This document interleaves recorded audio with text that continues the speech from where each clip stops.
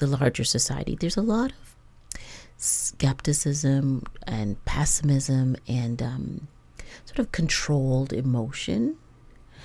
And do you think that creates an infrastructure that doesn't allow us to ask these deep questions about, why do I feel this way? How can I feel? Like, is there something more? Like, I need it to be concrete. I need to be able to see the thing that's going to make me better. I can't just sit here and feel it. Well, I think, unfortunately, for some people, they have to really reach almost like a rock bottom of despair before they will allow themselves to be open to what we're talking about in terms of that awakened awareness, that whatever it may be. And it doesn't have to be religious. It just has to be some way of allowing yourself to be open to ways that can help you, right? That was why I was talking about mindfulness earlier, because for some people, that's the language that they can relate to. That will sound scientific. That will sound concrete to them. Mm-hmm. And that's what I think has been very helpful with Lisa's book, is that she's bringing that very concrete science to this idea of, as you put it, we are hardwired for that spiritual awakening. But sometimes it really requires a real desperation before we will allow that to happen. And you're right. The society around us typically doesn't want to talk about that, doesn't want that to be something that we should focus on or we should be open to.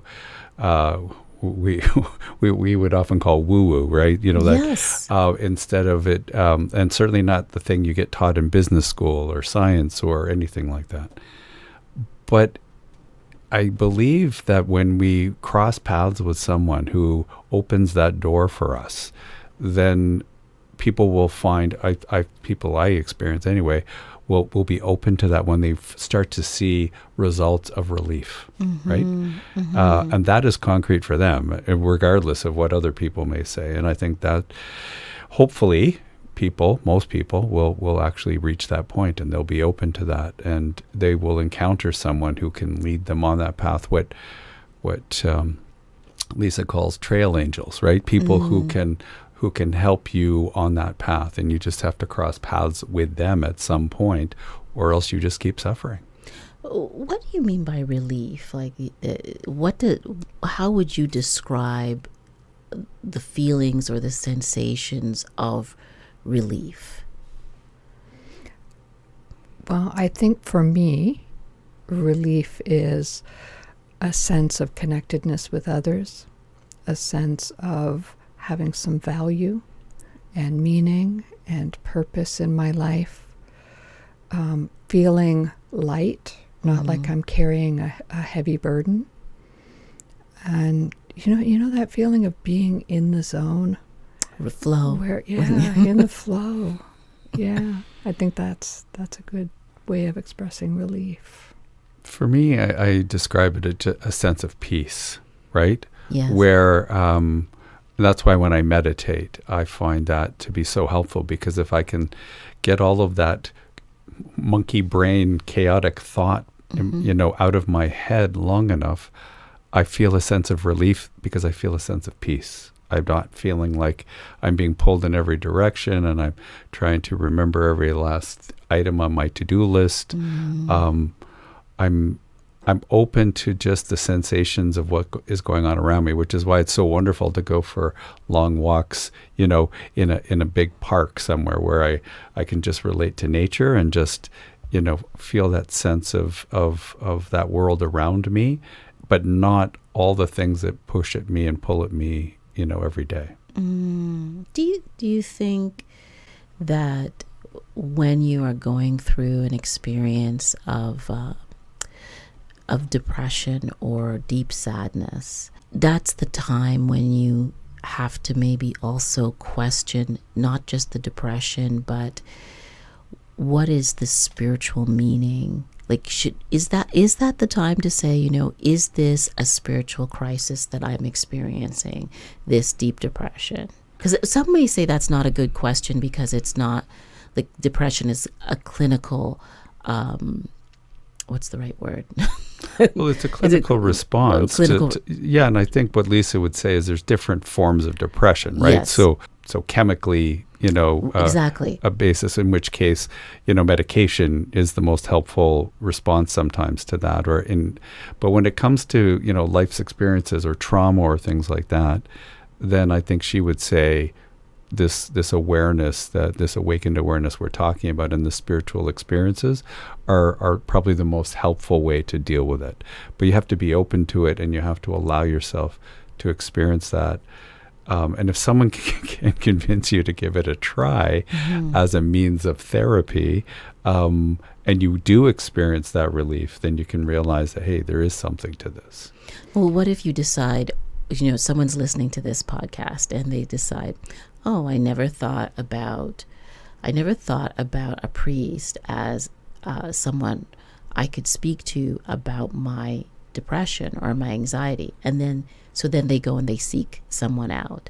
But that person does not have the knowing about the relationship between, your faith and spiritual pursuits and depression. They are equipped on the religious side, but in terms of, those tentacles of understanding that depression is a suffering, they may not have that understanding. So they don't get what they want from that person. What do they do? Like, is there what should you do? Like, if you go to a church and you feel like, I feel rejected here, or I don't feel like I fit here, or I don't feel like this person understands me. What should they do? They should go and see Sue-Ann. Or you. I think the best thing we can do when we feel down is to go and help somebody else.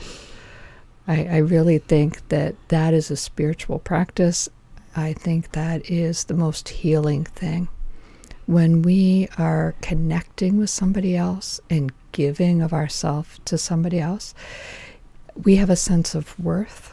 We have a sense of being part of something bigger, of making somebody else's life better, which feels so good, And I think that generosity of spirit is healing for me when I'm feeling down, for anyone when we're feeling down.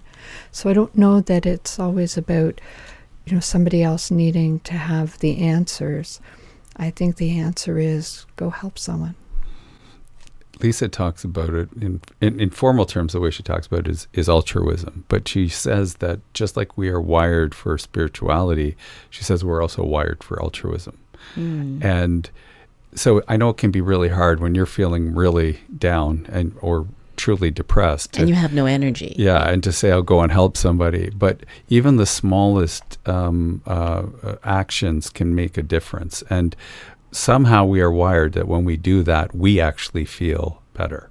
And so, as Sue-Ann said, and it can start feeding on itself. So the more I help, the better I feel. And that is one way for people to pull themselves, not to pull themselves, but to benefit and to feel some relief from that despair. And we only have to do one thing, right? Like, what do you mean by that? We only have to do one thing. So sometimes, especially when we're feeling like we're carrying a heavy load or we don't have the energy, we feel like, oh, I can't do that. It's too big, right? There's all these things that I would have to do in order to be able to go out and help somebody. But we just have to do one thing at a time, because we almost always feel like we could just do one thing. And we do that one thing, and then we can do one other thing, and then one other thing, and one other thing. And then we've done something amazing, and we've made a connection with somebody else. Right. And we've seen the divine in them.